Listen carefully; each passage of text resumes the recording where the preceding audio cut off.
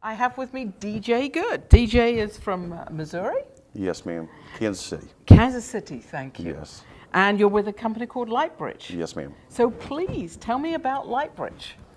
We are disrupting a very commoditized market, the data storage industry. And we are a distributed data storage company. And we do that, we target enterprise level customers, companies that have hundreds of terabytes or petabytes of storage. And we do that in a unique way by putting the data on a platform that no one else has. We have over 5,000 sites, geographically diverse throughout the U.S. Wow. And that allows us to have the lowest cost production of data storage in the world, actually lower than tape. And that's one of the reasons why we are disrupting the data storage industry. And how do you have these 5,000 or plus sites? Great question.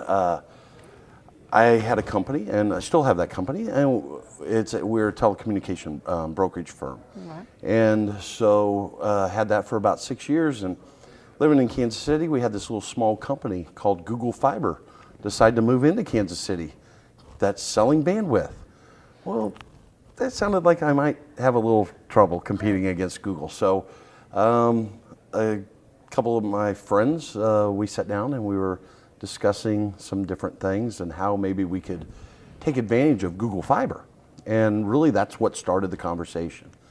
And between my CTO, Greg Hansen, recently did the design work for a firm that got bought by Google.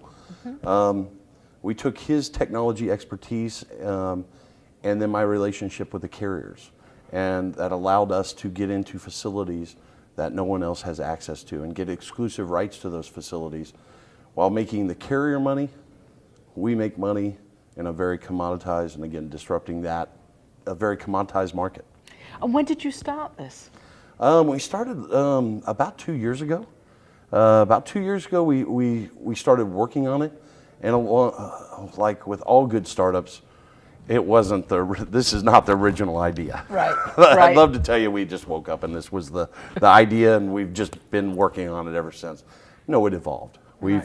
I guess the word today is we've pivoted quite often. Pivoted. Yes, and because everybody's got a great idea. It's the matter of execution. Yeah. And you've got to assemble a team, and you've got to have the right skill sets. And then you have to be able to execute on that idea. And you have to have somebody that buys the product. Right. And if you can't find somebody, if you don't have all those parts, you don't have a company. Right. Absolutely. So, DJ, you've diligently put this business together in the last 2 years. You've clearly had a phenomenal expansion. What's your challenge now? Probably one thing I've definitely learned, and owning other companies, is really in the last few months is my ability to delegate. Is you've hired people, enabling people, the staff, you've hired them, they've got those capabilities, and really giving them the freedom to run, but yet manage all the parallel tracks that are going on and making sure that everybody's in that same alignment. Right. Kind of really disrupting the traditional organization chart and that it's free flowing because there's so many different things, our feature sets. My marketing department can't work on marketing till the feature sets, but there's certain things that the marketing department are coming up with. They're saying, hey, this is what the environment needs. CTO, please develop to that. And right. So all of and it's very fluid. Right. And so to let those teams grow, that's the biggest challenge, is just making sure and that I let my team do the things they need to do. Right. And actually one of the things we recently hired my vice president of sales and to really step out more of the sales role now and more into the CEO role. Right. And that's somewhat been a challenge because I've always been in that role. So right. and defining my role. Right. So giving it up a little bit, letting the reins go. Yes. Yes. And it's sometimes kind of, it's your baby. Yeah, absolutely.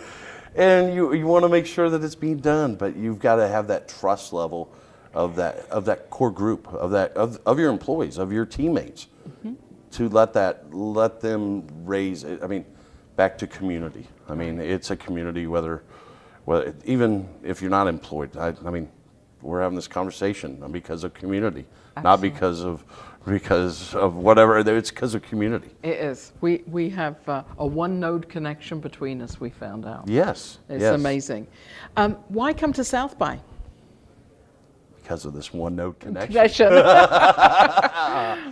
Just, one of the things, last year we came down, we organized through Startup Missouri and Startup America, over 70 entrepreneurs to come down.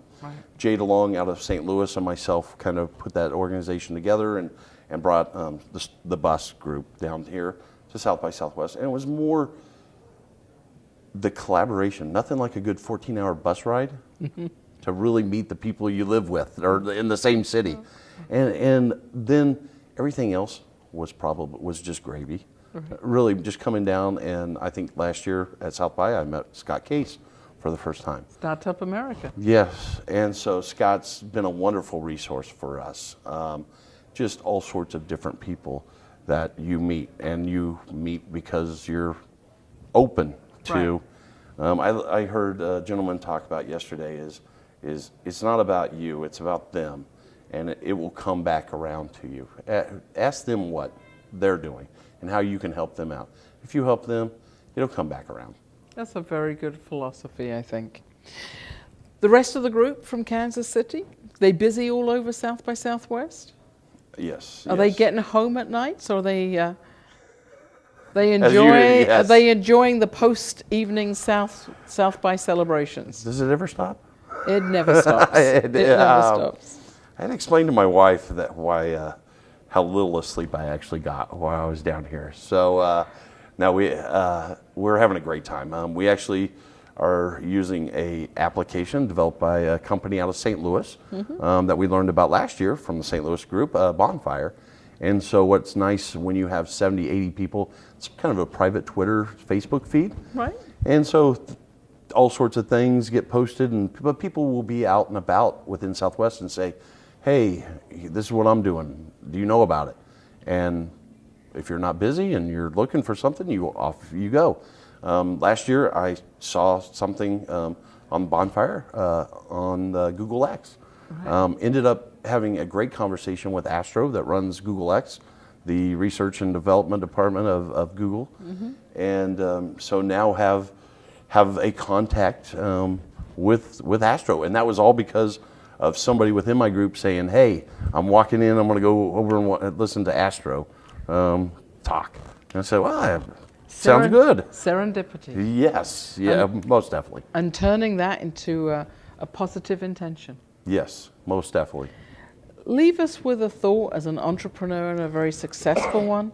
Leave us with a thought of what you think is key to an entrepreneur going forward in this new economy.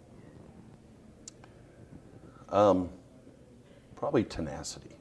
I think you'll not to be afraid of failure, and learn from the most failures, and it doesn't have to be catastrophic failure. It doesn't have to. You're not gonna know every answer to every situation that arises. Be open to learning. Be teachable, and I guess that's probably my biggest thing is be teachable. Learn every day. Learn something, because somebody's going to impart something good to you. Everybody you run into, you can learn something from. And I do take that approach. There's two things: is learn something new every day and have fun doing what you're doing. And that's usually you go to bed at night with a smile on your face. Learn something new. Have fun while you're doing it. DJ, thank you so much for being here. Thank you.